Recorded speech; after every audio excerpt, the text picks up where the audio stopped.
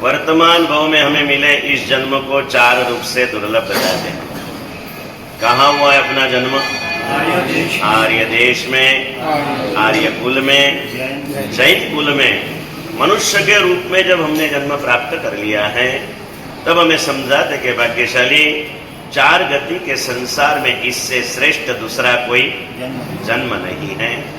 और ऐसा श्रेष्ठ जन्म अगर आपको मिल गया है तो इस जन्म में और कुछ भी करने की आवश्यकता नहीं है। एक ही छोटा सा काम आप कर लो। और क्या कर लो? तो समझाते हैं कि जैसा श्रेष्ठ जन्म मुझे मिला है ऐसे श्रेष्ठ जीवन का अब मुझे निर्माण करना है। ऐसा एक छोटा सा शुभ भाव इस छोटे से हृदय के अंदर में आप जागृत कर दो। और ऐसा एक छोटा सा शुभ भाव अगर इस छोटे से हृदय में जागृत हो जाए तो जीवन में बहुत बड़ा परिवर्तन आ सकता है। लेकिन रोज समझा रहा हूं ऐसे कि जीवन को श्रेष्ठ बनाने की बातें करना बड़ी आसान है।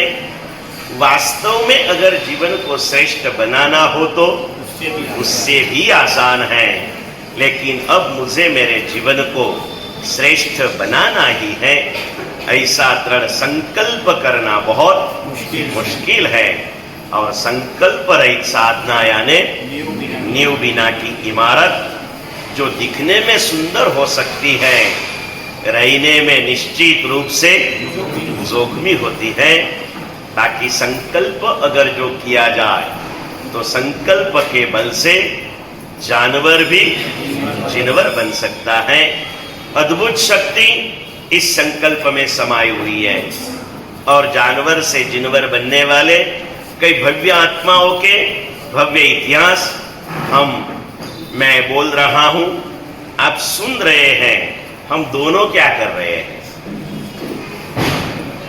मैं बोल रहा हूं, आप सुन रहे हो। हम दोनों क्या कर रहे हैं? बोलो ने प्रकाश भैया, मूंझवन में ना जाओ। हम दोनों कुछ तो भी सोचकर समझ रहे हैं। मैं बोल रहा हूं, मैंने भी सोचना चाहिए। आप सुन रहा हूं, आपने भी सुनकर के क्या करना चाहिए? सोचना चाहिए। और सोचते हुए भी ये अगर ये कर सकता है तो मैं भी कुछ कर सकता हूं। निश्चित रूप से परिवर्तन संभव है और ये प्रभु के शासन में संभव है। अन्य कई जगह पर वास्तविक संपूर्ण परिवर्तन हो सकता नहीं है। ऐसे परिवर्तन का एक अवसर अगर मुझे मिल चुका है तो मैं अपने आप में कुछ परिवर्तन पाऊं। जहां जहां भी परमात्मा के दर्शन से भी भावों का परिवर्तन होता है, परमात्मा के वचन श्रवण से भी भावों का परिवर्तन होता है। जैसे पार्श्वनाथ भगवान के चरित्र में कहा था कि पार्श्वनाथ परमात्मा की आत्मा दूसरे भव में हाथी के भव में गई थी। उस हाथी को अरविंद राजर्षि ने बोध दिया और उनके वचन सुनकर उसका प्रतिबोध हुआ। पार्श्वनाथ भगवान के जीवन के साथ और एक हाथी की घटना ज्वाइंट है। वो कौन सी?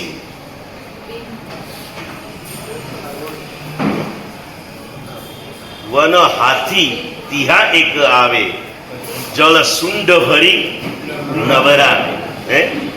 पार्श्वनाथ प्रभु साधना काल के अंदर में कितने साल तक प्रभु छद्मस्त यानी दीक्षा के बाद केवल ज्ञान न पाए, उस अवस्था को क्या कहते हैं मुकेश भाई? छद्मस्त अवस्था। कितने सालों तक प्रभु छद्मस्त अवस्था में रहे? आदिनाथ भगवान 1000 साल तक, महावीर स्वामी भगवान 12.5 साल तक, पार्श्वनाथ भगवान छद्मस्त अवस्था में कितने साल तक रहे? कितने साल नहीं पता। आ बहनों पूजा बनावे ने मैं काले कीधुं रागती बनावे, भावथी नहीं बनावे। भाव 84 गया दिन आखा वधी चैतर चौथ विशाखा। सिर्फ 84 दिन, 3 महीने भी पूरे नहीं थे और प्रभु केवल ज्ञान प्राप्त कर चुके थे। इस 84 दिन में एक कमठ का उपसर्ग छोड़ो तो कोई उपसर्ग नहीं आया प्रभु को। सहजता से विहरण होते रहा। एक दिन ऐसे ही एक सरोवर के तीर के ऊपर प्रभु खड़े थे। एक कली नाम का पर्वत था, पर्वत की तलहटी में कुंड नाम का सरोवर था, और वहां पर प्रभु कौशक ध्यान में खड़े थे। और एक हाथी जंगल का घूमते सरोवर के किनारे पानी पीने को आया। सरोवर पूरा पद्म सरोवर जैसा था, हजारों कमल खिले हुए थे। जैसे प्रभु को देखा, परमात्मा के दर्शन से भी भावों का परिवर्तन होता है।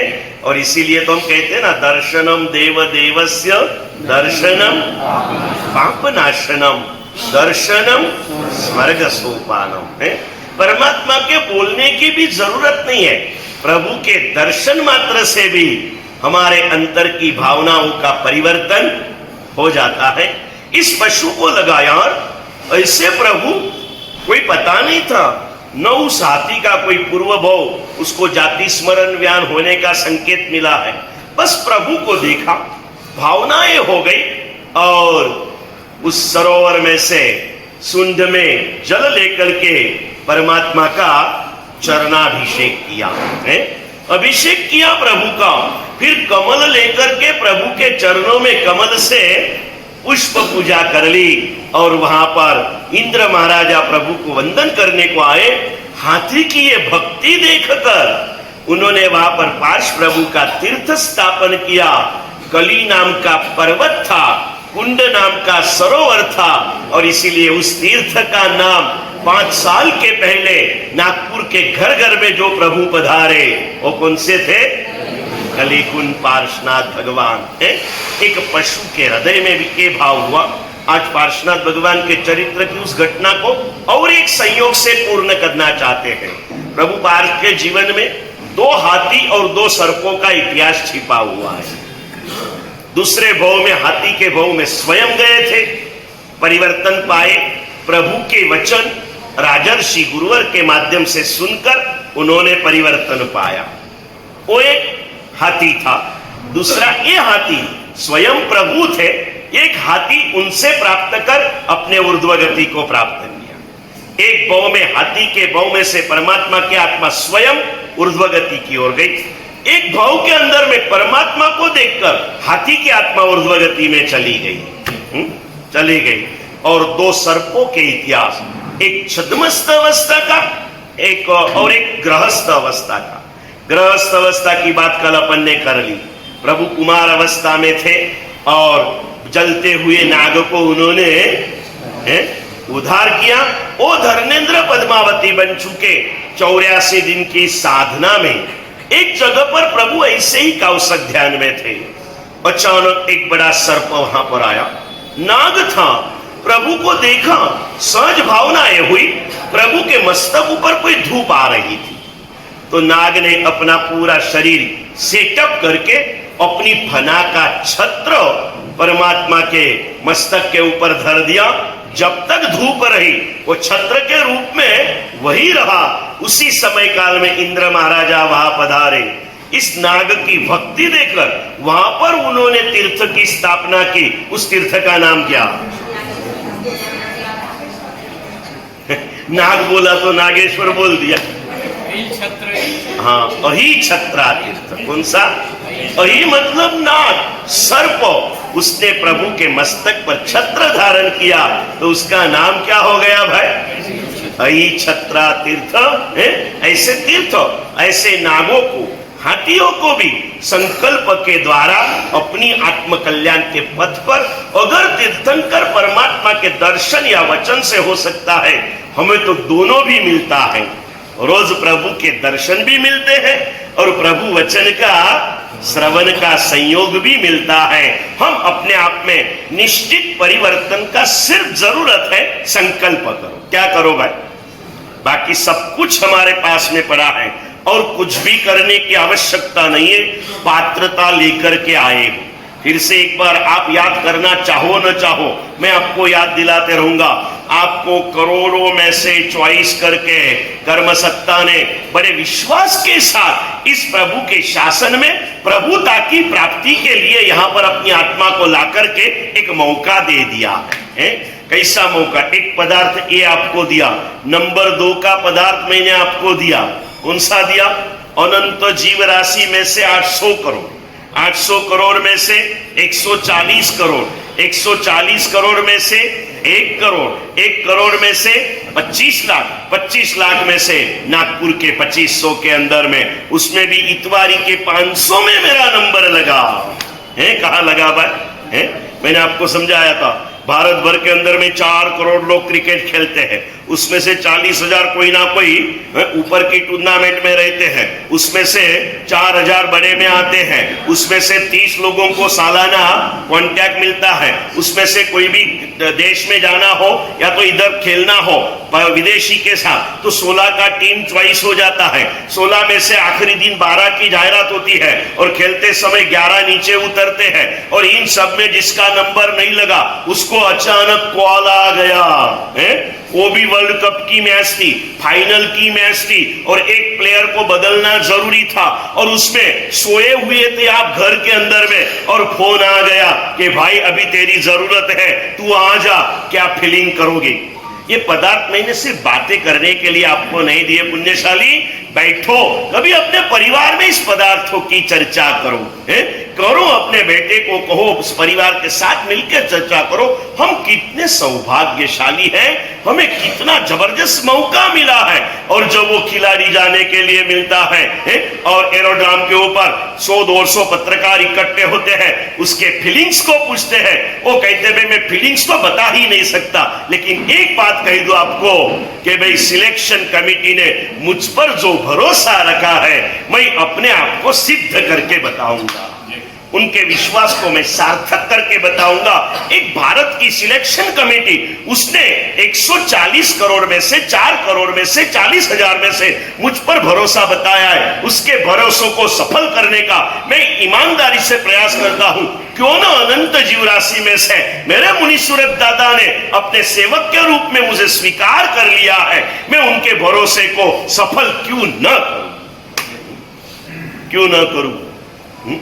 ये दूसरा पदार्थ दिया आपको। तीसरा एक बात मैंने आपको अलग एंगल से सुनाई थी, आप कितने अच्छे हो।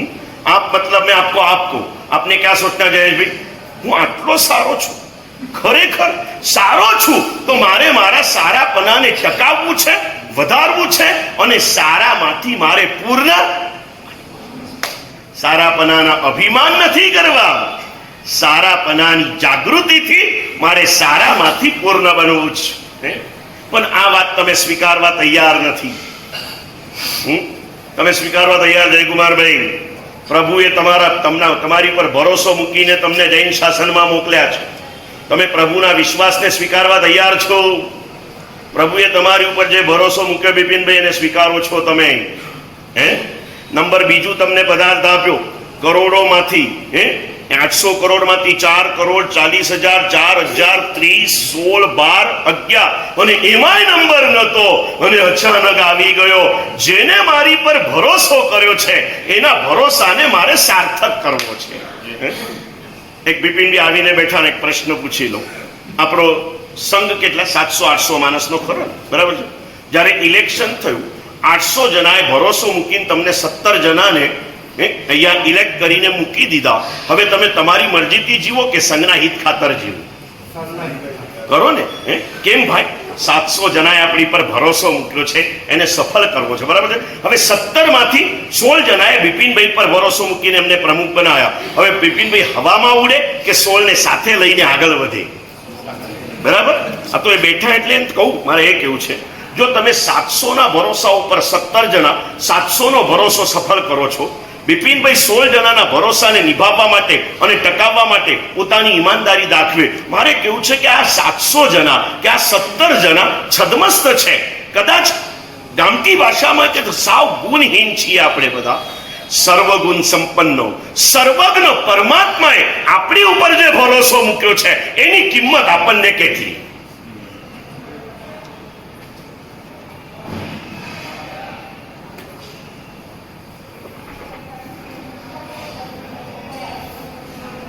વિચારો છો કોઈ દિવસ મારી પર ભરોસો કરનાર કોણ છે?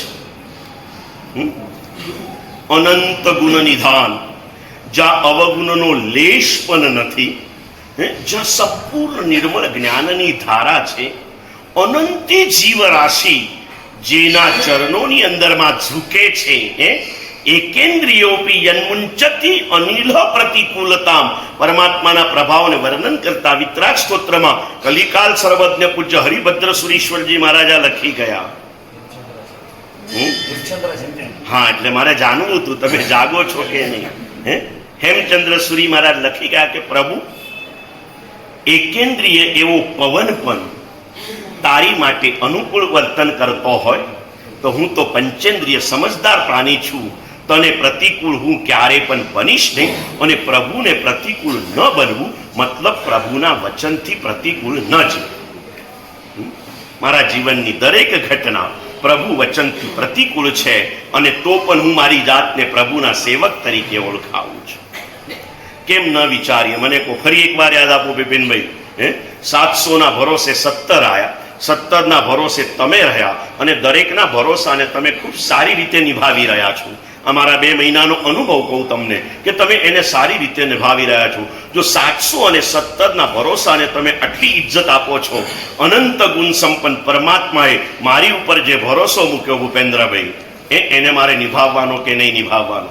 જો નિભાવવાનો હોય તો પ્રભુની આજ્ઞાનું પાલન મારે કરવું જ પડે, એના વગર મને ચાલે નહીં. અને ફરીથી કહું, જે સમયે જે અશક્ય હતું ને નિર્મળભાઈ, પ્રભુ સ્વયં ના કહીને ગયા, આ તું સમજી લેજે પણ કરવાની મહેનત ના કરતો. ઋષભદેવે 400 ઉપવાસ કર્યા હતા, જાણી લેજે, પણ તું 400 ઉપવાસ અખંડ ના કરતો. સમજ્યા ને ભાઈ? તારે જાણવાનું છે, અને ઋષભદેવનું અનુસરણ કરવા માટે તારે 50મી ધજા ચડતા પહેલા 400 દિવસના એકાત્રા ઉપવાસ ચાલુ કરવાના છે, અખંડ કરવાના. બરાબર ને? હા કે ના ભૂપેન્દ્રભાઈ? હા કે ના? કો તો ખરા, બોલો ને આમ ખુલ્લા. સારી વાત બોલવામાં શું જાય છે? એવું થઈ જાય તો કેટલું સરસ ને.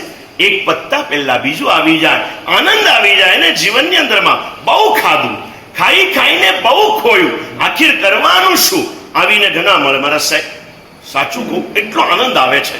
દરેક પોતપોતાની રીતે ભાવ વ્યક્ત કરે. એટલે કે મારા સાહેબ આ તપ ચાલુ કર્યો ને, પેટ એકદમ પોચું થઈ ગયું, વધેલું હતું ને લેવલમાં આવી ગયું. મારા સાહેબ બહુ આનંદ આવી ગયો. ચલો એ રીતે તો એ રીતે. અને પ્રભુની આજ્ઞા સૌથી પહેલા શરીરને આરોગ્ય આપે, મનને શાંતિ આપે, અને આત્માને શુદ્ધિ આપે. ત્રણે શરૂઆત ત્યાંથી જ થાય પુણ્યશાળી. બધું જ પ્રભુની આજ્ઞામાં સમાયેલું છે. હમે સંકલ્પ કરના હે, બસ કુછ નહીં. પણ એક જ વાત છે, તમને પરમાત્મા ઉપર ભરોસો નથી. શા માટે? સ્પષ્ટ કહેવા દો ને, શું ખોટું છે? પ્રભુ ઉપર ભરોસો હોય તો ક્યારે ભરોસો કહેવાય? મને તમારી પર ભરોસો છે અથવા તમને મારી પર ભરોસો છે, એના લક્ષણો શાસ્ત્રકારોએ બતાવ્યા છે. માત્ર બોલવા માત્રથી કોઈ કામ થતા નથી. બહુ મજાના શબ્દો લખ્યા છે, સૂત્રો આપ્યા છે. એ સૂત્ર દ્વારા આપણે આપણી પ્રભુની શ્રદ્ધાને ચકાસી લઈએ. પરમાત્માએ લખ્યું છે, જ્ઞાનીઓનું વચન છે કે તને ભગવાન પર ભરોસો છે એવું ક્યારે કહેવાય? તો એક સૂત્ર છે રોહિતભાઈ, હૃદયપટમાં સ્થિર કરજો. પુરુષ વિશ્વાસે વચન વિશ્વાસ. પુરુષ વિશ્વાસે, હવે આના 2 અર્થ તમને બતાવું. પુરુષ વિશ્વાસે વચન વિશ્વાસ એટલે સીધી વાત જગદીશભાઈ, તમે પંડિતજી છો એટલે તમને વધારે કહું, કેમ કે તમે ચારે બાજુ ફેલાવશો આ વાતને. આનો અર્થ બહુ મજાનો બિપિનભાઈ, હૃદયમાં સમાવી લેજો. પુરુષ વિશ્વાસે વચન વિશ્વાસો એટલે જે પુરુષ ઉપર મને વિશ્વાસ હોય ને એના જ વચન પર હું વિશ્વાસ કરી શકું. જે માણસ પર જ ભરોસો નથી એને વાત પર ભરોસો થાય ના થાય ને. એટલે પુરુષ ઉપર વિશ્વાસ હોય, એના વચન ઉપર વિશ્વાસ હોય. હવે આ વાતને ભાવાર્થ, આ શબ્દાર્થ થઈ ગયું. જે પુરુષ ઉપર ભરોસો હોય, જે માણસ ઉપર ભરોસો હોય, એની વાત ઉપર ભરોસો હોય. આ એનો શબ્દાર્થ થયો. એનો ભાવ તમને સમજાવું. એનો ભાવ એ છે, જેના વચન પર મને વિશ્વાસ હોય ને એ માણસ પર જ મને વિશ્વાસ છે એવું કહેવાય. બોલો હવે છે ભગવાન પર ભરોસો? ભગવાન પર ભરોસો હોય નિર્મલભાઈ તો કદાચ તમે કહો કે લંગડા માણસને દીક્ષા ક્યાંથી આપશો? લંગડો માણસ દીક્ષા ન લઈ શકે, પણ નાગપુરમાં બીજા ગિરધારીલાલ તો બની શકે ને ભાઈ. એમાં તમને કોણ રોકે છે? પ્રભુએ કીધું છે, તને મળેલો માનવનો ભાવ મેં તને માનવ ભાવમાં માત્ર ને માત્ર વીરતીની સાધના કરવા માટે મોકલ્યો છે. બાકી તારે ભક્તિ જ કરવી હોત ને તો દેવલોક જેવી ભક્તિ તો માનવ લોકમાં ક્યારેય થતી નથી. દેવલોકમાં રોજ તાજા ફૂલો મળે છે, તો અહીંયા તાજાના નામથી લાવે વાત જવા દે. ઘી ચોખ્ખું નામ લખેલું હોય ચોખ્ખું હોતું નથી. ફૂલો તાજા કહેવાતા હોય તાજા હોતા નથી. દૂધ તાજું કહેવાય તાજું કદી આવતું નથી. કશું જ નથી. છતાં તારી ભક્તિને હું એટલે સ્વીકારું છું કે તારી આવી નબળી દુબળી ભક્તિ પણ તને વીરતી સુધી પહોંચાડવામાં સહાયક બને છે ને, માટે તારી ભક્તિ ગ્રાહ્ય છે. દેવો ગમે તેવી ઉત્કૃષ્ટ ભક્તિ કરે એ વીરતી સુધી પહોંચી શકતા નથી. એટલા માટે દેવોની ભક્તિની હું બહુ પ્રશંસા નથી કરતો. તને માનવ ભાવમાં માત્ર ને માત્ર વીરતીની સાધના કરવા માટે મોકલ્યો છે. આવું પ્રભુ કહે છે. મહેન્દ્રભાઈ, તમને ભરોસો કરો ભગવાન ઉપર? અને ભગવાન ઉપર જેને ભરોસો હોય, અમારા ધવલ જેવા, ગૌરવ જેવા, યોગેશ જેવા, પિયુષ જેવા, સૌરભ જેવા જે લોકો હજી પોતાની વ્યવહારિક જવાબદારીઓની સંપૂર્ણ જવાબદારી માથે લઈને બેઠા છે ને, એ રોજ દેશાવગાસી કરે હું નહીં કહું, પણ રોજ એક સામાયિક તો મિનિમમ દરેકે કરવું જ પડે. બે ઘડીની ચારિત્રની વીરતીની સાધના ન કરે ને તો તારો માનવ ભાવ નિષ્ફળ છે ભાઈ. તને મળ્યો છે વીરતી ધર્મની સાધના માટે, और रोज आने वाले भी अगर नहीं स्वीकारते हैं. हमारा प्रकाशभाई सवारे आटली 2 કલાક ભક્તિ કરે, સાંજે પ્રતિક્રમણ કરવા આવે, બધી જ અનુકૂળતા છે, છતાં વ્યાખ્યાનમાં સામાયિક કેમ ન કરે ભાઈ? કોણ અટકાવે છે? અવીરતીનો ઉદય અટકાવે છે. શા માટે નહીં? નરેન્દ્રભાઈ કે સાહેબ પહેલી વાર 4 મહિનાના પ્રતિક્રમણ ચાલુ કર્યા છે, તો સવારની સામાયિક આજે સાંભળ્યું હોય કાલથી ચાલુ કરજો. સાંભળતા ભાવ થઈ જાય, વળી પાછી ભાવના ઉપર વાસનાનું આવરણ આવી જાય. મારા સાહેબ બધું ગમે, પણ બેનો જેવી સ્કીમ હોત ને મારા સાહેબ તો અમે સામાયિક લઈ લે. તો જા ભગવાનને કહી દે કે ભગવાન મને આવતા ભાવમાં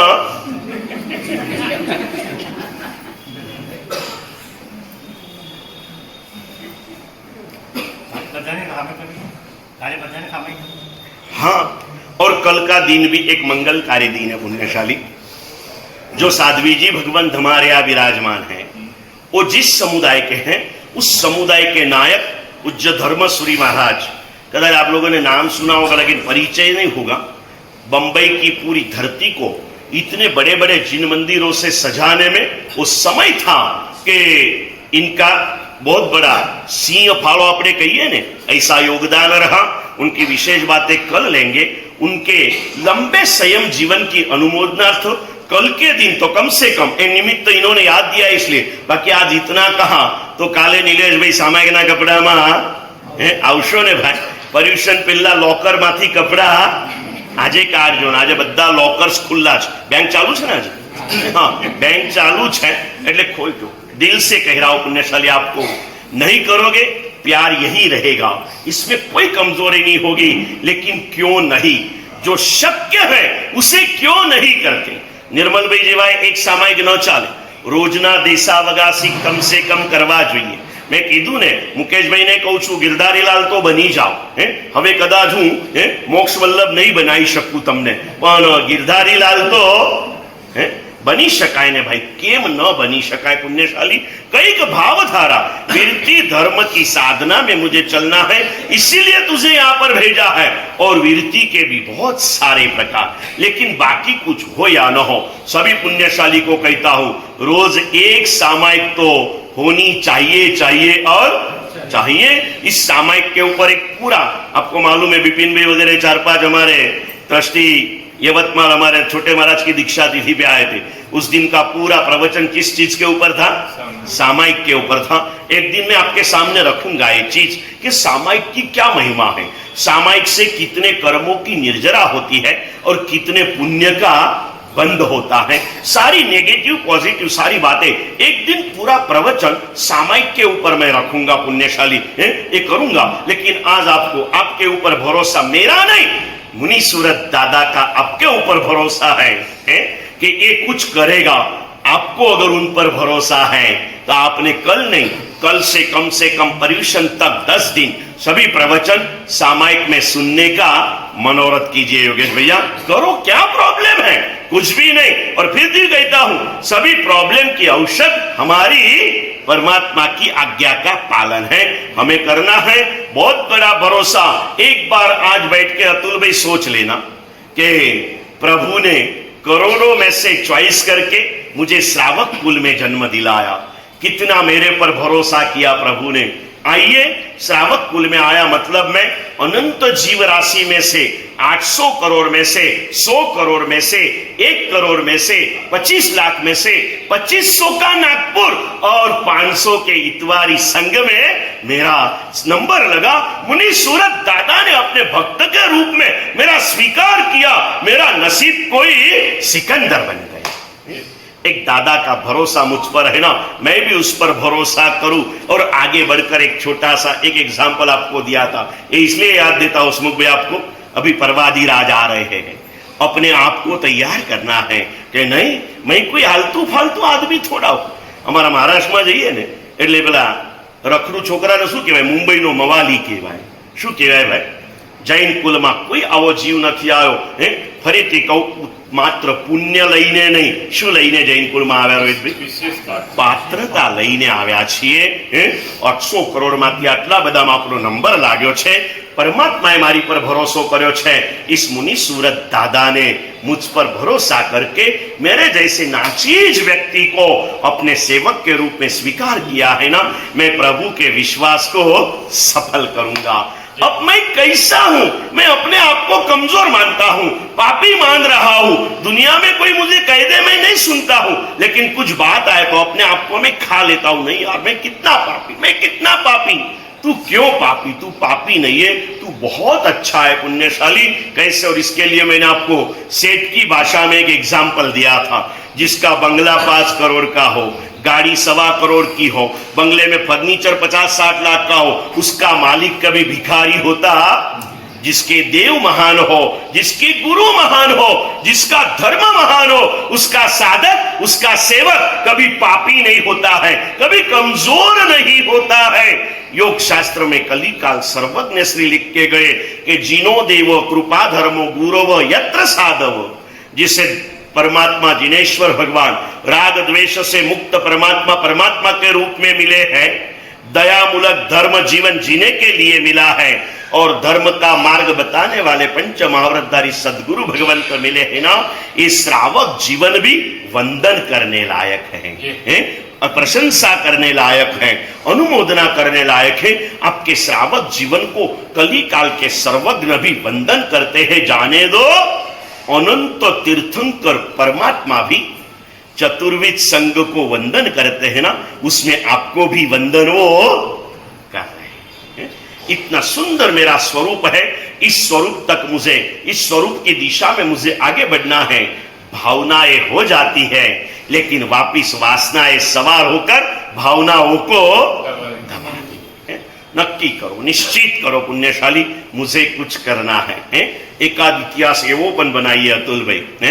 अतुलभाई ने એટલા માટે કહું, પહેલું નામ બિપિનભાઈ નું બોર્ડ પર છે ને છેલ્લું નામ બાકીના 15 જણા બેની વચ્ચે દબાયેલા છે।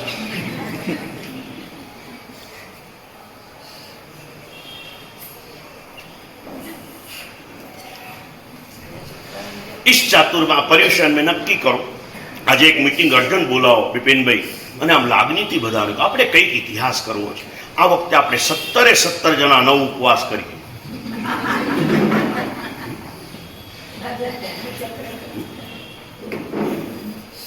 યાદ રાખજો, તમને કશું જ થવાનું નથી। નહીં મોત આવે, નહીં કોઈ પીડા આવે, જે બી થશે સારું થશે। આત્માનું શુદ્ધિકરણ થઈ જશે। પુણ્યશાલી બિલકુલ ફિકર મત કરો। બિપિનભાઈ કહેશે મને શુગર છે, આ છે। શરૂઆતમાં કદાચ તકલીફ જેવું લાગશે, ચક્કર જેવું લાગશે, શરીર પાણી પાણી થતું લાગશે, ફિકર ના કરો, એવું તમને કઈ બી થાય, મને સમાચાર મળે ને વગર બેન્ડ બાજાએ હું તમારે ત્યાં આવીશ અને આખો નૌકાર માંગલિક સાથે સંભળાવીશ. મને પગલા કરાવવા માટે એક આચાર્યના પગલા કરાવવા તો કેટલા ઠાઠઠારા જોઈએ ને. ભલે મારે પછી 6 તારીખે આવવાનું એ વાત જુદી છે, પણ અત્યારે તો આપણે આ વિચારમાં જઈ શકીએ ને. પુણ્યશાળી 6 તારીખ કોના નામે લખાયેલી છે કોઈને ખબર નથી, બરાબર સમજા હે? અને છે हरेक ने ये भावना रखना ऐसे मंगल कार्य लाभ मुझे मिले तो, लेकिन ये बात પછી કરજો, કઈક મનમાં સંકલ્પ કરજો, કઈક કરવું છે. આને આમ ક્યાં સુધી ચલાવશું? कुछ हो सके ना हो सके, प्रभु तेरे शासन में आया हूं ना, तो कम से कम तेरी जो भूमिका है ना, मैं ऊपर उड़ू या न उड़ू, गिद्दे में से तो मैं बाहर निकल जाऊंगा. एक परमात्मा के शासन की भूमिका ये करना है. आ गए हम यहां तक, कितना सारा त्याग करके, कितनी बुराइयों को छोड़ के हम यहां तक पहुंचे हैं पुण्यशाली. और अभी वापिस वही बुराइयों का सेवन करने के लिए मन लालायित होता है, शरीर भागता है, तो उस समय मन के अंदर राजीमती को बिठा दो और अपने आप को रथनेमी बना लो और राजीमती का संदेश सुनो. भाई क्या तेरा कुल कौन सा है और तू ये क्या सोच रहा है? अंदर में राजीमती को बिठा देना, अपने आप को रथनेमी के रूप में कल्पना करना और ये हो जाए, मन अटक जाएगा. चलो आगे बढ़ो, अंदर में नागीला को बिठा देना, अपने आप को भवदेव बना देना. मैंने आपको किस्सा बताया, जम्बू स्वामी पूर्व के 3रे भाव में भवदेव नाम के साधु बन चुके थे, बनना नहीं था, भाई के दाक्षिण्य से बने, 12 साल साधु जीवन पाला, शरीर से साधु रहे, मन से कभी साधु बने नहीं. और बड़े भैया के स्वर्गवास के पश्चात वापिस अपनी पत्नी को सुख देने की भावना से पधारे, लेकिन पत्नी श्राविका थी. श्राविका सुख की इच्छा जरूर लगती है, लेकिन पाप के मार्ग से सुख की अभिलाषा श्राविका कभी रखती नहीं है. और पाप से सुख पाने की इच्छा हो, उस कभी श्राविका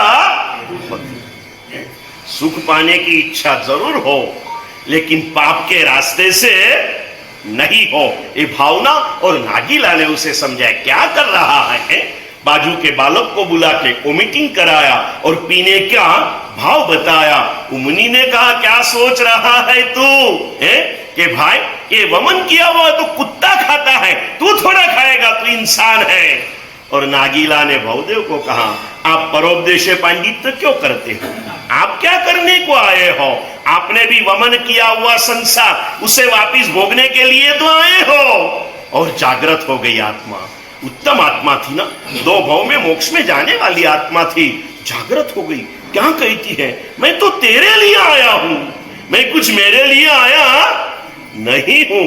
और बोले मेरे लिए आया ना, तो हमारा शरीर भले अलग हो, हमारे संबंध भले व्यवहारिक हो, लेकिन हमारी आत्मा तो परमात्मा स्वरूप है. मेरे लिए आए हो तो चलो हम साथ में मिलके परमात्मा पद की साधना करें. भवदेव को स्थिर किया, नागीला साध्वी बन चुकी है. ये न हो तो उस सेठ की बात हृदय में धारण कर लो. सेठ का बच्चा कर्म लेके आया था 7 व्यसनों से परिपूर्ण बनने का, लेकिन सेठ भी बड़े होशियार, उन्होंने क्या कहा था? देव तेरी कृपा से विवेक हो जाए, हम और किसी से कहे न कहे, किसी के लिए कहे न कहे. मुनि सूरत दादा ने कही दो कि दादा तारा 50મી ધજા પહેલા એક કામ કરજે, મારામાં તારો વિવેક મૂકી દેજે. બસ કોઈ પણ ખોટું કામ કરવા માટે મન દોડે ને, અને મને યાદ આવે, उस बेटे को क्या याद आता था? हूं कोनो दीकरो, ये मेरी क्या खानदानी और मैं ये कर रहा हूं, नहीं अच्छा लगता. अपने બધું ભૂલી જાઓ. કોઈ મારવાડી, કોઈ ગુજરાતી, કોઈ કચ્છી, કોઈ વિસા, કોઈ દસા, કોઈ શ્રીમાળી, બધું ભૂલી જાઓ. અમે બધા જ મુનિ સુરત દાદાના સેવક. कोई भी काम करते समय याद आना चाहिए. रात को 11 बजे बंद रूम के अंदर में गंदी सीरियलें देखने के लिए अगर बटन दब जाता है, हाथ ऐसे कंपित होने चाहिए. जिस हाथों से दादा मैंने सुबह सुबह सबके साथ धक्का मुक्की करके तेरी पहली पूजा कर ली, उस हाथों से मैं कैसे देख सकता हूं? नहीं दादा, नहीं नहीं नहीं नहीं, बस that's all. क्यों ना हो, क्यों ना हो. शाम के समय के अंदर में अभी नवरात्रि के दिनों के अंदर में शाश्वती ओली को भूलकर जब मेरा मन डांडिया खेलने के लिए जाता है, रात को 11 बजे 12 बजे 2 बजे कुछ डिश लेके हाथ में जब खाना खाने को जाता है और तब वो हाथ ऐसा कंपन होने लग जाए, आ केवी रीते चालशे 82 દિવસ સુધી મેં ધર્મચક્ર કર્યા, અભક્ષના ત્યાગ કર્યા, આ બધું મેં વાપર્યું.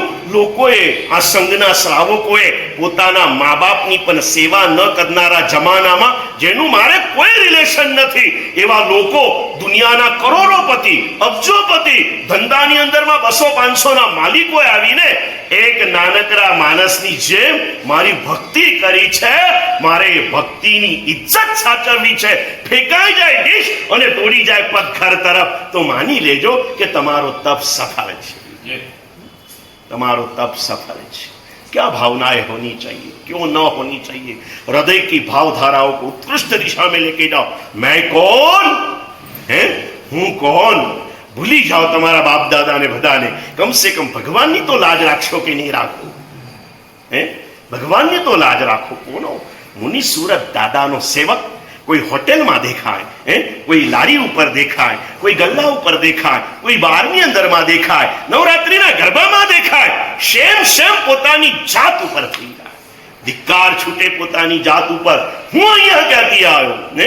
यहां पर कितना भी कहे पाँव उछलते नहीं है, दिल उछलता नहीं है, हाथ चलते नहीं है. और जहां जाकर के अकुट कर्म का बंध करना है वहां बिन जरूरी स्थानों पर जाकर के पाँव उछलते हैं, दिल उछलता है. जन्म जन्म के कुसंस्कारों का ये वारसा, ये तो जाने दो. भगवान ने तुझ पर भरोसा रखा है. बोलना नहीं चाहिए लेकिन भगवान की कुछ गलती हो गई लगता है.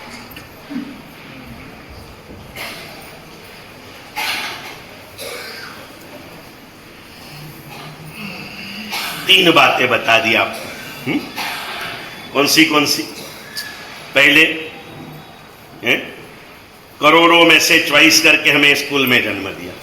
नंबर 2, अनंत जीव राशि में से हमें यहां स्थान मिला. नंबर 3 बताया आपको आपकी भाषा में, श्रीमंत सेठ का लड़का कभी भिखारी, श्रीमंत बड़े बड़े बिल्डिंगों कंपनियों का मालिक कभी भिखारी होता. ये समझाया. ये समझने के बाद में मन में भाव जगने के बाद में भाव अस्थिर होते हैं, चंचल होते हैं, फिर से नीचे गिराते हैं. तो आपको राजीमती बता दी, आपको नागीला बता दी, आपको उस सेठ के बेटे की बात बता दी. एक सुंदर सी बात आखिरी करना इस दिशा के अंदर में. पुण्यशाली मन में सद्भावनाएं होती हैं लेकिन समय संयोग के साथ मन कमजोर होता है, सत्व कमजोर होता है और नई ढलने की जगह पर ढल जाता है. बहुत थी जाए. हमना ज एक भाई મળ્યા થોડા દિવસો પહેલા કે ગુરુદેવ બધી જ ખબર પડે પણ શું થાય સાહેબ બધાની વચ્ચે રહીએ ને એટલે ક્યારેક ક્યારેક તો ઢીલા થવું પડે, ક્યારેક કામ કરવું પડે. ના કરવું. કોકના કરેલા તું કોઈના પણ નિમિત્તે કર્મ બાંધીશ ને ભોગવવા તો तारे स्पर्शे कोई नु बानू न काढ़तो. किसी की भी निमित्त से अगर तू तेरे मार्ग से पतित हो रहा है तो आखिरी सीता जी ने राम को दिया हुआ संदेश मैं आज आपको दे रहा हूं. पुण्यशाली आप जो यहाँ पर पधारे हो, निश्चित रूप से यहाँ पर शायद कोई भी एक ऐसा परिवार नहीं है कि जो सपरिवार यहाँ पर पधारा हो. हमारे किरीट भाई आते, कई बार चारों जन प्रवचन में रहते हैं. गौरव होता है, किरीट भाई और हेतलबेन तो रोज होते हैं, उनकी बेटी गुंजन भी बहुत बार प्रवचन में आती हैं. तो एक परिवार तो ऐसा है कि जो सपरिवार प्रवचन में आता है. और कोई हो तो मुझे बता देना. आप कोई आ रहे हो कि सपरिवार? रोहित भाई कैसे हूँ आऊँ छू, अमारो परिवार ज राजा रानी नो छे है ना भैया. कदाच अमित भाई ना जाती કેટલા આવે છે ખબર નહીં પણ એ બી આ બંને ભાઈઓ આવે છે, બંનેની સાવિકાઓ આવે છે, એમના પપ્પા આવે છે, મમ્મી બી આવે છે, એમના મોટા પપ્પા બી આવી રહ્યા છે. આવે છે, આવો सपरिवार पधारिए. बिपिन भाई ने भी देवदेवी इंद्र इंद्रानी 2 जना है. समझा ने भाई? आओ जे आवे छे, जो आए हैं वो नहीं आए समझो भी. बिपिन भाई को वैसे बैठिए लेकिन परिवार इतना प्रेम भरा है, भाई के बेटे भी अपने बेटे जैसे है, कोई फर्क नहीं ना. जाकर के बताओ बेटा इतनी बातें तेरे हृदय पट में स्थिर कर. आवता था तेरे कुणाल ने 3 भाइयों एक साथ आवे, न आवे तो 3 विकेट एक साथ पड़े. जरा जगाड़ दो एमने, समझा ने भाई, जगाड़ दो। हर एक में कुछ ना कुछ विशेषता रही है। और अभी याद आ गई बात तो पूरी कर दूं, सीता जी की बात बाकी है, जरा याद दिलाना। भूल जाऊं तो अभी 3 महीने हाथ में है मेरे, फिक्र मत करना। लेकिन ये जो बात निकली ना, हर एक में कुछ विशेषता होती है। इस विशेषता की बात मैंने इस जन्म के लिए आपको बताई थी। और बात अधूरी है, नरेंद्र भी रोज याद देते हैं, गुरुदेव आ तो रही गयु, आ तो रच गयु। मेरा प्रश्न था, इस जन्म की एक विशेषता भी है और एक विचित्रता भी है। तो विशेषता क्या है और विचित्रता क्या है? कैशो दिलीप भाई, एक थोड़ा थोड़ा आओ ना आगे, ऐसे आओ। आनंद भाई थोड़ा साइड में आई जाओ, आम आओ। दिलीप भाई आगे आओ, आओ। नवीन भाई, तमें तो हमने आगे चलावनारा छो, तमें क्या पाछળ बैसा? ये गिरिराज सेवा ग्रुप वाले बिहार में कहां कहां तक लेने को आते हैं ना हमें पुण्यशाली। आओ ना, सुंदर सा आओ, थोड़ा थोड़ा आगे आओ। जो टेकવું જરૂરી હોય અતુલ ભાઈ આવી જ જાઓ, ટેકાની જરૂર હોય તો બેસો। હોય કેટલાકને એવી તકલીફ હોય તો આપણો કોઈ આગ્રહ નથી। હા, તો એ કરના હે પુણ્યશાલી। विशेषता શું છે ને વિચિત્રતા શું છે? इस जन्म की विशेषता क्या है और इस जन्म की विचित्रता क्या है? विशेषता सारा एंगल में हो, विचित्रता नबळा एंगल में हो। बोलो तो दिलीप भाई। हमना उत्तम भाई तो बोलशे ज, समझा? બધા સવાલોનો જવાબ લગભગ અહીંથી મળે છે ને। મુકેશભાઈ જાણે છે પણ બોલતા નથી, અને ઉત્તમભાઈ કહે છે। આ છે એક આરાધક, આપણા સંઘ માટે ગૌરવ લઈ શકાય એવા આ આરાધકો છે, પુણ્યશાળીઓ, અનુમોદના કરવા લાયક છે। અને ઘણા બધા છે પણ કેટલાય દેખાતા નથી હોતા। તમને શું કહું, હીરાના ખાનમાંથી જેટલા હીરા માર્કેટમાં આવે છે ને એના કરતા અનેક ગણા ખાનમાં ને ખાનમાં પૂરા થઈ જતા હોય છે। બાકી જૈન શાસન રત્નોની ખાન છે। એક પણ વ્યક્તિ નબળો નથી અહીંયા, પણ માર્કેટમાં આવતો નથી ને એટલે કિંમત પોતાની કરી શકતો।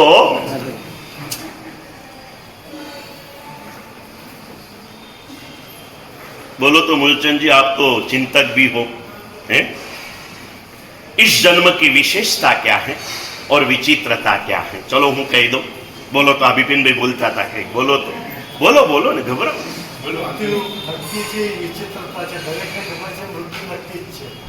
અને વિશેષતા શું છે?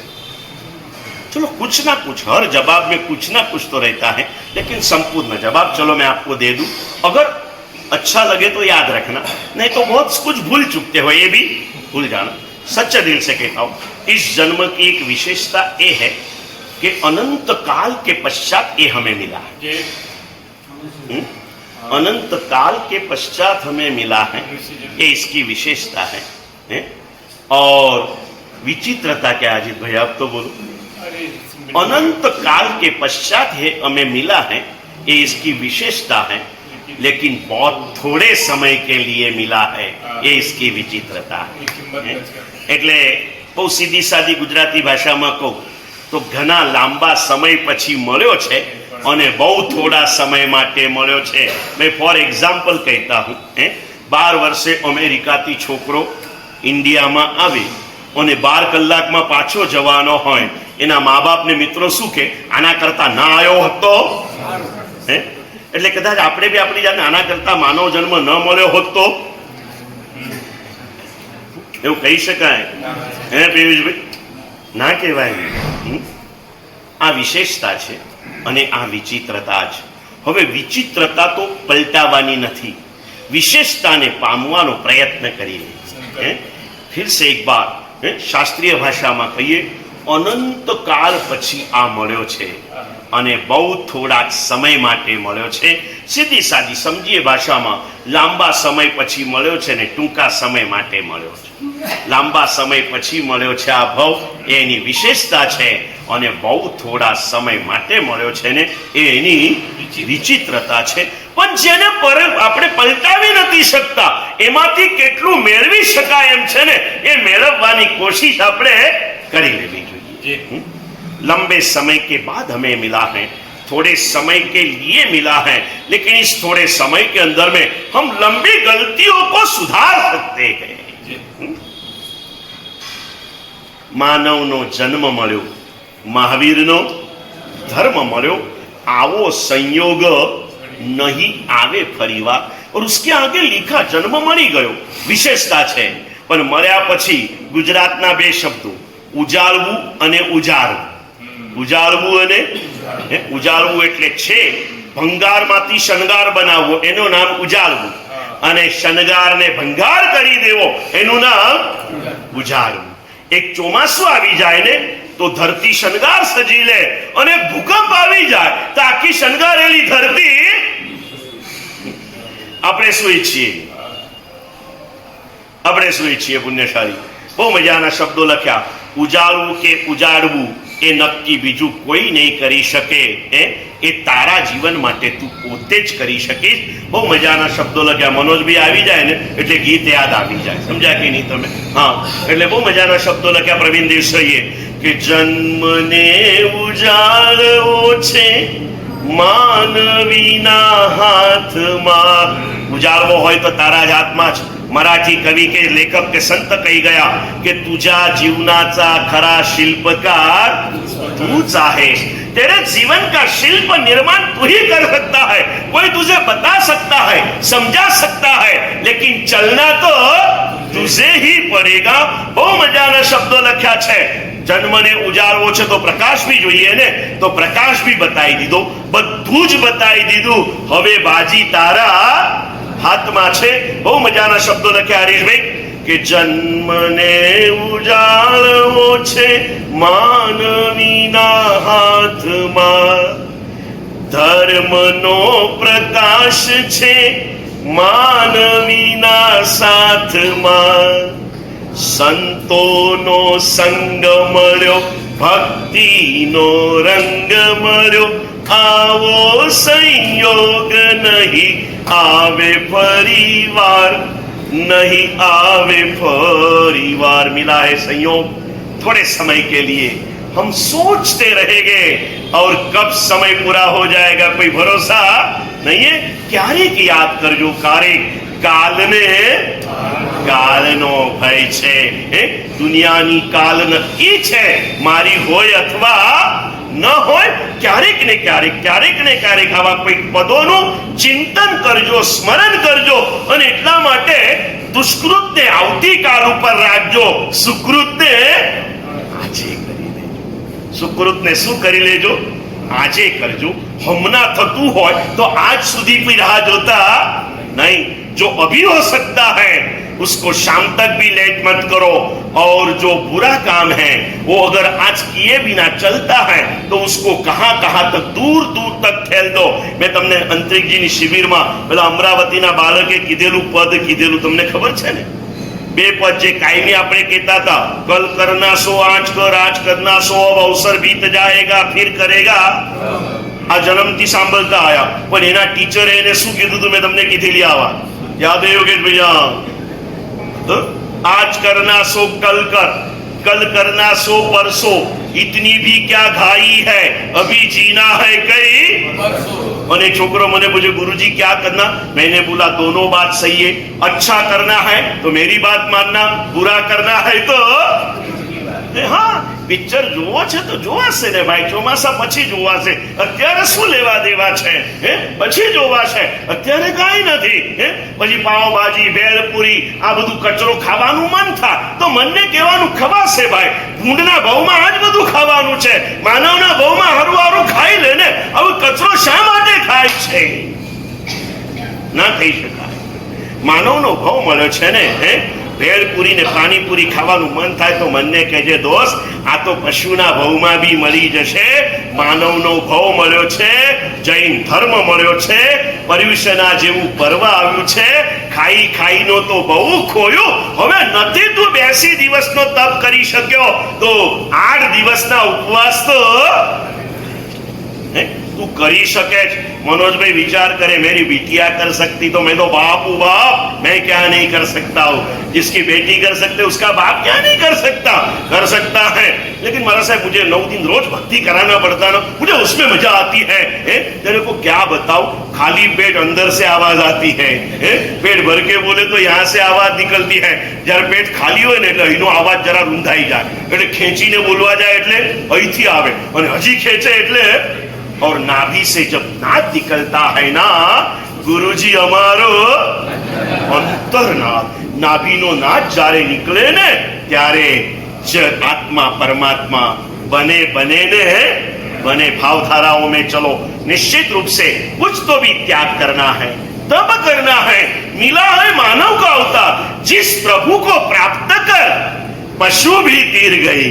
मेरे मुनि सूरत दादा को प्राप्त कर घोड़ा तीर गया। जिस शंकेश्वर दादा को मैंने बिठाया है, उसके तो 4 पशु के इतिहास जुड़े हुए हैं। शंकेश्वर दादा के साथ जुड़े हुए पशु के 4 इतिहास मनोज भैया बताए। वैसे मैं दोबारा नहीं बोलता, लेकिन आपका मेरा प्यार बहुत है, इसलिए आपको दोबारा बता दूं। समझ गए ना भाई? हाँ, खुद पार्श्वनाथ भगवान की आत्मा हाथी थी। राजर्षि के वचन सुने बुज्ज बुज्ज मरु भाई, और अपना परिवर्तन प्राप्त किया। पशु में से देव बन गए। प्रभु के अंतिम भाव में 3 पशु प्रभु को प्राप्त कर, पशु में से देव बने, जानवर में से जिनवर बने। ऐसी 3 घटनाएं बताई।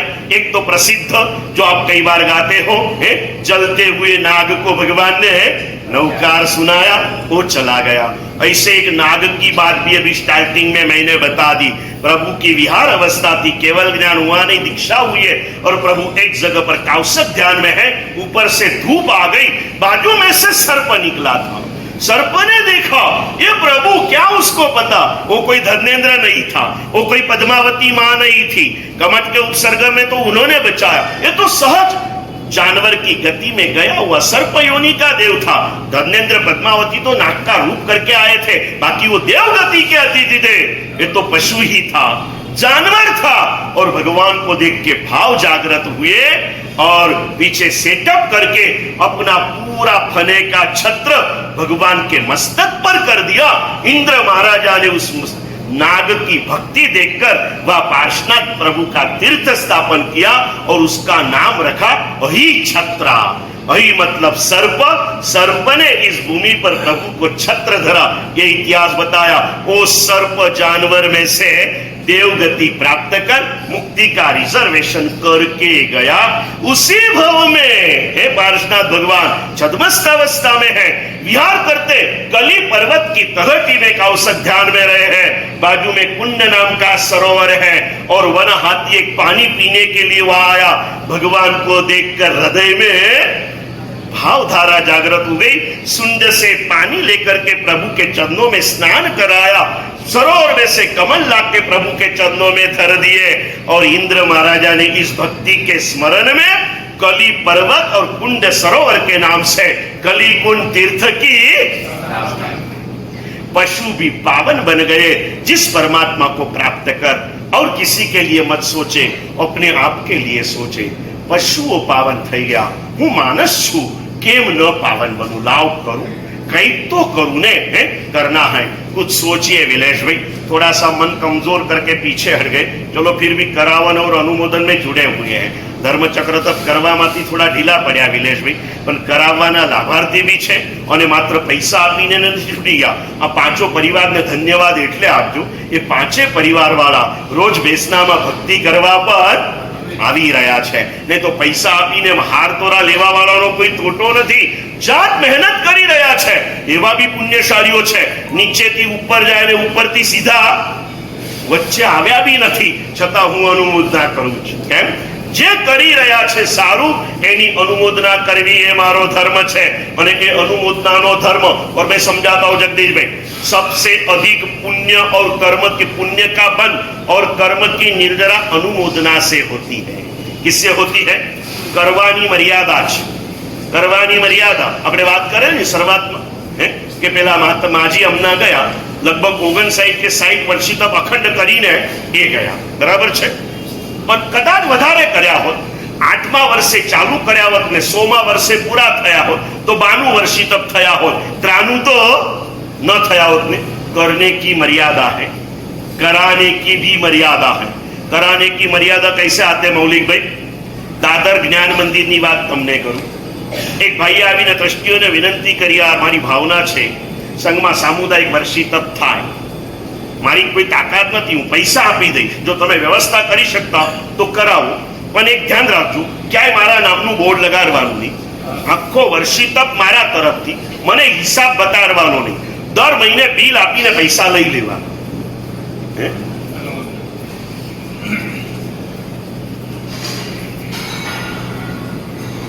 પેલા વર્ષનો વર્ષી તપ પૂરો થવા આવ્યો ને. વર્ષી તપ પૂરો કયા મહિનામાં થાય? વૈશાખ મહિને. આજે 12 મહિના પૂરા થયા, ફાગણ મહિનો. એ ભાઈએ આવી ટ્રસ્ટીઓને કીધું કે ભાઈ અનુકૂળતા હોય ને તો આને કન્ટિન્યુઅસ રાખજો. જેટલા વર્ષ થઈ શકે એટલા વર્ષ તમે કરાવતા રહેજો, મને ખાલી મહિનાનું બિલ આપી દેવાનું. અખંડ 4 વર્ષ વર્ષી તપ ચાલ્યા. પછી તપસ્વી ન મળ્યા ને એટલે વર્ષી તપ રોકાઈ ગયા. એક જ વ્યક્તિ હજી સુધી એ ટ્રસ્ટી સિવાય કોઈને એ વ્યક્તિની ઓળખાણ નથી આ રીતે કે અમને વર્ષી તપ કરાવનારા આ છે. કરવાની મર્યાદા છે, કરાવવાની ભાવના હોય છતાં કરનારા ન મળે તો કરાવવાની પણ मर्यादा है। अनुमोदना की कोई मर्यादा नहीं है। हम चाहे जितनी अनुमोदना कर सकते हैं, औरों की भी करो, अपनी भी करो, औरों की प्रशंसा भी करो, खुद की अंतर से अनुमोदना करो। अमित क्यारेक रातना एकांत में उठीने रड़ी लेजे केवो पुण्यशाली के गुरुदेव मळ्या। गुरुदेव तो दर वर्षे मळे छे, पण आ वखते मारो समय परिपक्व थयो, गुरुदेव साथे एटेचमेंट थई गयो, मने आ भाव जाग्यो अने आ साधनामां आगळ वध्यो। केटलीक मुश्केलीओ आवी छूटवा जेवी, पण गुरुदेवनी कृपाथी पार पड़ी। पोतानी जातनी अनुमोदना करो। અને કોઈ સગાવાળા આવે અને તમારી અનુમોદના કરે તો કહેવાનું ભાઈ મારી પછી કરજો, ભાઈની અનુમોદના પહેલા કરજો કે મને કેટલી અનુકૂળતા કરી આપી। હું દુકાને જાઉં ન જાઉં, વહેલો જાઉં મોડો જાઉં, કોઈ દિવસ મને ઠપકો આપ્યો, એની પ્રશંસા આપણે કરો, બીજાની પ્રશંસા જાહેરમાં કરો। પોતે કરી રહ્યા છીએ એનો આનંદ અંદરમાં બેઠા બેઠા અનુભવો। પુણ્યશાળી करिए कईक ने कईक और अनुमोदना सबकी करो। कोई तमारी करे एने कहेवानुं यार मैं तो शुं कर्युं छे, जो पेला मुनीश ने आटलो नानकड़ो छोकरो सवार सवारे स्कूल में जवुं पड़े छे अने छतां ए करी रह्यो छे, मने तो कोई तकलीफ नथी, आ करी रह्यो छे, एनी अनुमोदना करो। कोई आवीने के याद करो रोज सांजे कई करो के ना करो, 7 वागे ना आवो तो 8:30 आवो अने नीचे प्रतिक्रमण करीने उतरता 15 जणाने जुओ अने एमां एक नानकड़ो पेलो ऋषभ जुओ ने एने हाथ जोड़ो, हाथ भाई एकलो छोकरो तो आવું સરસ મજાનું પ્રતિગમન કરે છે ને, તારી જેટલી અનુમોદના કરીએ એટલી એની પ્રશંસા કરો, એની અનુમોદના કરો। અનુમોદનાનો ધર્મ સૌથી શ્રેષ્ઠ છે। કીજીએ ક્યો નહીં કરના પુણ્યશાલી। આ મનોજભાઈના ઘરે એમની છોકરીના પારણા દિવસે ગયો, અનુકૂળતા નથી, એમની વિનંતી જોઈ એડજસ્ટમેન્ટ કરીને સવારના 6 વાગ્યામાં ગયો। અને જે લોકો આવો મોટો તપ કરે ને જગદીશભાઈ, એટલે એમ થાય કે આટલી મોટી કમાણી કરી છે, ખાવાના ખેલ નથી, 9 ઉપવાસ કરવા, એક વાર જમ્યા પછી 9 કલાક ભૂખ્યા રહેવું બી મુશ્કેલ છે, 9 દિવસના ઉપવાસ। એટલે આ જે પણ તપસ્વી હોય, આ 82 દિવસના તપસ્વીને પણ એમના સમય હું કહીશ કે જેટલા કલાકના તમે ઉપવાસ કર્યા, દિવસ ભૂલી જાઓ, 9 દિવસ એટલે કેટલા કલાક થાય કિરીટભાઈ? 216 कलाक थया। मैं कहूं जितने घंटे के उपवास तूने किए ना, उतने दिन तक अभी रात का भोजन त्याग करना है। और यहाँ युवान छोकरी कॉलेज में जाती है ना, कॉलेज में क्या हो गया पूरा? हो गया है, पर कॉलेज बनी ने आवेली छोकरी और 216 दिवस रात्रि भोजन त्यागना अखंड पचखान जारे एने लीधा, एना 9 उपवासनी तो अनुमोदना करिए, 216 दिवस अखंड रात्रि भोजन त्यागनी अनुमोदना करिए, एनी साथे एना बापे पण पचखान। समझा तमे? हाँ, करो अनुमोदना।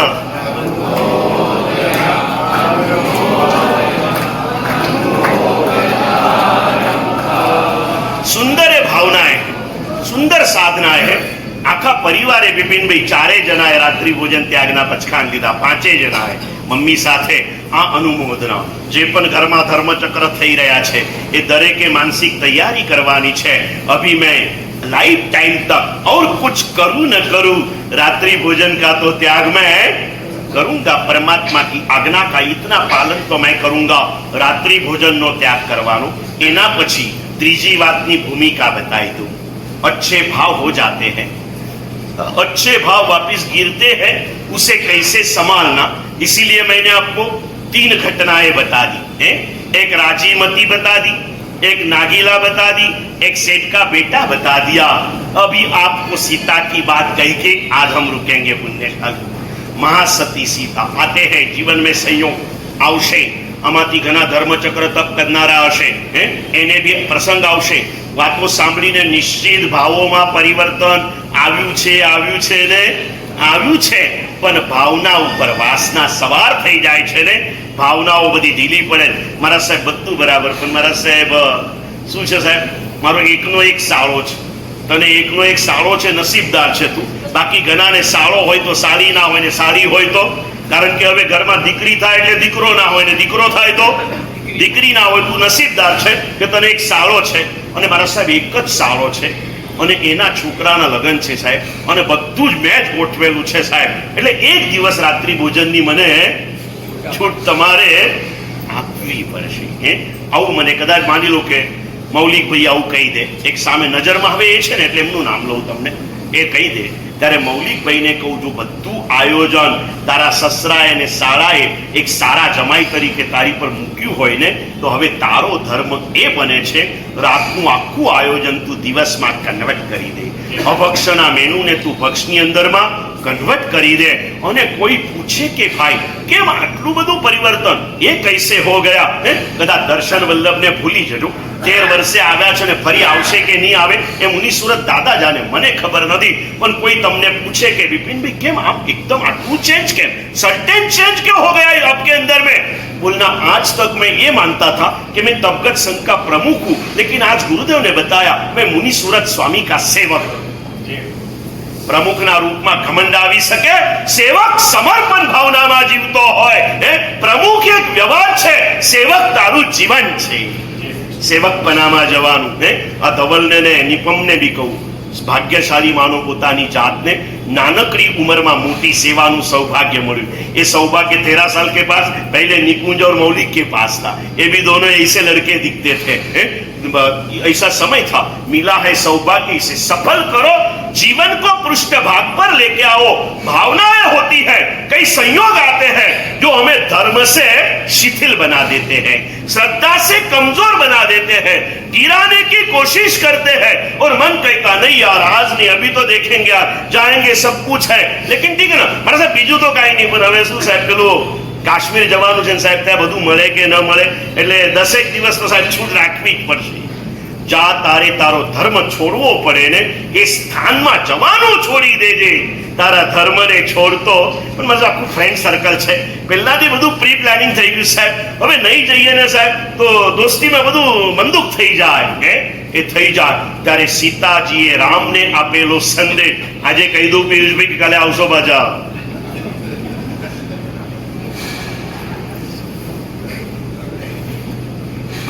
कही दो, एनी ऊपर चालता रहीशु आगे। बहुत मजा का संदेश। वनवास पूर्ण करके अयोध्या में आ गए, पर सुख कोई ना कायम टकता नहीं, और सीता जी पे कलंक आया, और रामचंद्र जी ने बिना कुछ खुलासा किए सीता जी को सेनापति के माध्यम से अकेले जंगल के अंदर में छोड़ दिया। और जंगल भी कैसा, पूरा सिंहों से भरा, जिसका नाम ही सिंह निनाद था। मतलब दिन रात जहां सिंह की गर्जनाएं सुनाई जाती है।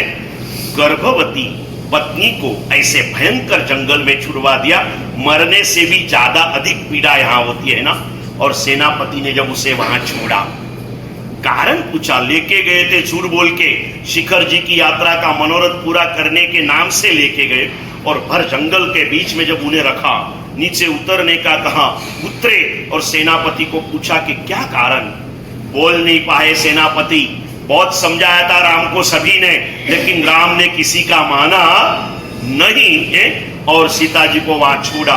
और जब कृतांत वदन ने कारण कहा कि मैया गांव के लोगों के अंदर में ऐसा आपके नाम के अपवाद हो रहा था, और इस अपवाद के कारण रामचंद्र जी को खुद को भरोसा है कि आप ऐसा नहीं कर सकते, लेकिन लोगों की निंदा के कारण इस निंदा से बचने के लिए लोग ऐसा न कर दे कि राम भी पत्नी के प्यार में नीति भूल गया है, इसीलिए आपको यहाँ छुड़वा दिया है। आज के बाद राम ने सदा के लिए आपका त्याग कर। आ सांभळतानी साथे 1 मिनिट तो बेहोश थईने ढળી પડ્યા सीताजी। મારો ત્યાગ કર્યો માટે નહીં, મારા શીલ ઉપર કલંક આવ્યું એ આઘાતથી સીતાજી ઢળી પડ્યા. જંગલની હવા એનાથી હોશમાં આવ્યા, રડ્યા, કૃતાંતવદ નીચી નજરે રડતા રડતા ઉભા છે. અને હવે જવું છે એટલે પૂછે છે, મૈયાજી રામચંદ્રજી કો કુછ કહેના હૈ તો કહી દો. અને આ સીતાનો સંદેશ રામને આપેલો એને હૃદયપટમાં આજે લઈ જજો. એટલે આજે અહીંયા રોકાઈશું ને, એટલે આજે જ્યારે પણ વિચારોની તંદ્રામાંથી બહાર આવો અને વિચાર ચાલુ કરો તો પહેલો સંદેશ તમને આ સંભળાશે, જે સંદેશ સીતાએ રામને આપેલું. આ 3 संदेश याद रखो. राजीमती ने रथनेमी को दिया, नागीला ने भवदेव को दिया. वैसे सेठ की बात को थोड़ा अलग रखो क्योंकि वो खुद अंदर से ही संकेत मिल रहा है, लेकिन सीता ने रामचंद्र जी को संदेश दिया. सीता ने कहा कि सेनापति जी उनकी कोई गलती नहीं है, मेरे कोई पूर्व हो के क्रूर कर्मों का उदय हुआ है, नहीं तो मेरे स्वामी को ऐसे भाव नहीं होते. ठीक है, जो हुआ जो हुआ, मेरे कर्मों को तो मैं भोग लूंगी, लेकिन मेरे स्वामी को इतना संदेश जरूर देना, जरूर देना. क्या देना? तो बोले आज अज्ञानी की बातों पर भरोसा करके, अज्ञानी की बातों पर भरोसा करके आपने सीता को छोड़ दिया ना, तो कोई बहुत बड़ी नुकसानी आपको नहीं होगी. सीता जैसी नहीं, सीता से भी अधिक सुंदर और अच्छी स्त्रियां आपको हजारों मिल जाएगी. जानती सांभळजो. रामचंद्र जी को कह देना कि अज्ञानी की बातों को सुनकर और आपने सीता जी का त्याग कर दिया ना, तो इसमें आपको बहुत बड़ी नुकसानी नहीं होगी, क्योंकि सीता से भी सुंदर और अच्छी कई पत्नियां आपको मिल जाएगी. लेकिन एक ध्यान रखना, अगर किसी का सुनकर आपके भाव पलटते हो तो आगे कभी मिथ्यात्वी लोगों के बातों को सुनकर इस परमात्मा के शासन की श्रद्धा को कभी तोड़ना नहीं, क्योंकि परमात्मा की शासन के बराबरी करने वाला जाने दो, उससे लाख भाग में भी बैठे ना, ऐसा शासन तुम्हें दोबारा मिलेगा नहीं. सीता को छोड़ दिया तो आपको कुछ नुकसानी नहीं है, लेकिन प्रभु वचन की श्रद्धा को अगर आपने छोड़ दिया तो नुकसानी के सिवाय जीवन में कुछ बचने वाला नहीं है. किसी के निमित्त को बनकर अगर हम भगवान की आज्ञा से कुछ ना कुछ कॉम्प्रोमाइज करने की सोच रहे हो तो मत सोचिए पुण्यशाली. जो भी भावना हृदय के अंदर में जागृत हो जाए, इस भावना को प्रैक्टिकल करने की कोशिश करो. निश्चित रूप से बहुत थोड़ा सा समय हमारे पास में है और करने जैसा हम करीब करीब भूल रहे हैं और नहीं करने के कार्यों में हम दौड़ रहे हैं, चल नहीं रहे, दौड़ रहे हैं, जिसके फल स्वरूप कुछ भी नहीं है. आखिरी राख के सिवाय कुछ बचने वाला नहीं है.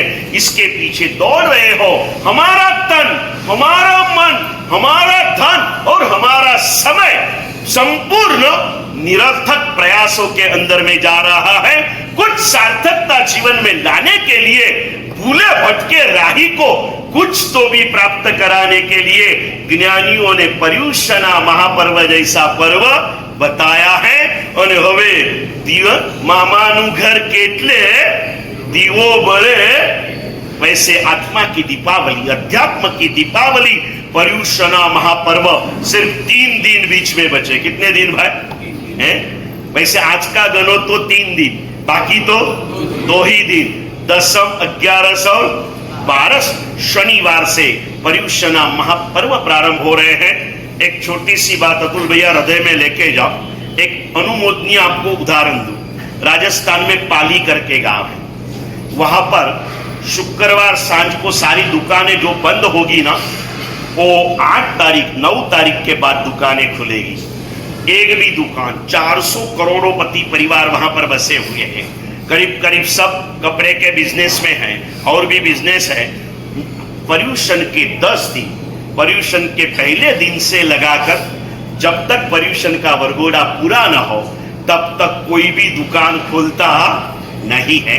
जैनों भी नहीं खोलते और अजैनों में जो प्रकाश भाई जैसे कंदोई रहते ना, मारवाड़ में बहुत सारे हलवाई रहते हैं, जैन कंदोई तो दुकान खोलते ही नहीं. और जैन कंदोई के लिए भी वहां पर नियम है कि पर्युषण के 8 दिन भट्टा जलाना नहीं.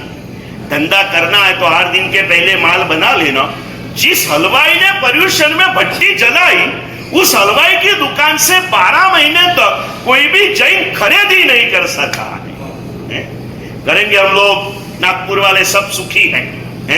कम से कम आपकी मिल बंद मत करो, लेकिन मिल में जाना तो 8 दिन छोड़ सकते हो ना। 8 दिन के लिए कर्मादान से बचूंगा, कर्म के भार से बचूंगा, और 8 दिन की संपूर्ण साधना आज तक की हो या न की हो, मुझे संपूर्ण रूप से करना है। कई तो अलग आ वखते करवू ज दादानी सुवर्ण धजानो उत्सव छे हरीशभाई। दर वर्षे 1 के 8 प्रतिक्रमण करता हो, आ वखते नक्की करो कई करू के ना करू। 70 जना 70 प्रतिक्रमण तो કેમ તમે આટલું કોન્ફિડન્સ નથી લઈ શકતા બિપિનભાઈ? તમારા 16 જણા તમારા કયામાં નથી? નથી એ અતુલભાઈ બિપિનભાઈ નું કીધું કરશો તમે? હે હરીશભાઈ કરશો? નિલેશભાઈ હે બિપિનભાઈ નું કીધું કરશો? હે ધવલભાઈ બિપિનભાઈ નું કીધું કરશો કે મારું કીધું કરશો? ચલો મારું કીધું કરશો કે મુનિ સુરત દાદા નું કીધું કરશો? એમનું કીધું તો કરશો ને ભાઈ। इतना समझा रहा हूं आपको, आप सुन रहे हो, आप समझ भी रहे हो। अच्छा करने का भाव भी आपको जागृत हो रहा है, लेकिन वापिस वासनाओं की सवारी आती है और हम कहीं ना कहीं भटक रहे। पुण्यशाली निश्चित करो आज से इस परवादी राज को दानशील तप और भाव से मुझे सफल करना है। सिर्फ 8 दिन मुझे पसार करना नहीं है। और એટલે ભૂપેન્દ્રભાઈ 70 प्रतिक्रमण न करता हो तो आ वखते करवाना। 70 जनाए 70 प्रतिक्रमण करवाना ने करवाना। અને જે ટ્રસ્ટી 70 प्रतिक्रमण न करे એને કાર્તક સુદ પૂનમે 70 ગુણયુક્ત સંયમ લઈ લેવાનો।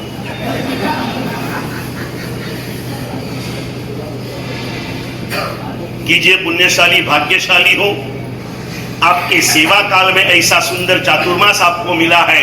कुछ तो भी अलग ढंग से इसे सफल करो, बाकी तो पैसे आएंगे, गिनोगे, स्वामी वात्सल्य होगे, पूजा में ढोल बज जाएंगे, स्वामी वात्सल्य का बढ़ा हुआ खाना गरीबों को चला जाएगा, 8 दिन पूरे हो जाएंगे और जिंदगी ऐसे बीत जाएगी। नहीं, कुछ तो भी संग्रहित करना है, सभी ने करना है। आपका नंबर है 800 करोड़, 140 करोड़, 1 करोड़ 25 लाख 2500 में से 500 में है। इतवारी संघ के 500 के 500 पुण्यशाली 8 दिन में खाना खाएंगे नहीं, और उसके बाद 8 दिन घर पे खाना खाने के लिए 8 दिवस ना स्वामी वात्सल्य राख्या छे भाई, करवानु छे। कीजिए, बहुत बड़े भावों के साथ आगे बढ़िए। कई सारी बातें अलग अलग भाव से, और ये भी भावनाएं दादा मुनि सूरत दे रहे हैं। ये कुछ मैं ही नहीं बोल रहा हूं, जो कुछ अच्छा बोला जाता है वही आकर के कहते गुरुदेव बहुत मजा आती। मैंने कहा एक मुनि सूरत दादा और एक मेरे गुरुदेव यही बुलाते हैं। मैं तो ऐसे भी संघ के सामने और इस बात पे झूठ नहीं बोलना, सच कहूं, हमारे ज्ञानी गुरु भगवंतों की अगर श्रेणी बनाई जाए ना तो सबसे नीचा नाम मेरा आएगा। थम्सअप हूं मैंने कुछ ज्यादा पढ़ाई नहीं की है, लेकिन जो भी बोलता हूं ना बस एक देव और गुरु की कृपा है पुण्यशाली। इस कृपा धारा में बहते हुए हम भी कुछ विशेष उपलब्धि प्राप्त करके आए हुए समय को सफल करें, यही मंगल भावनाओं के साथ परमात्मा की बातें कहते कुछ हार्दिक भावों से क्षमा याचना। मंत्रम संसार सारम त्रिजगदनुपमा सर्व पापारि मंत्रम संसारोच्छेद मंत्रम विषम विषहराम कर्म निर्मूल मंत्रम मंत्रम सिद्धि प्रदानम शिव सुख जननम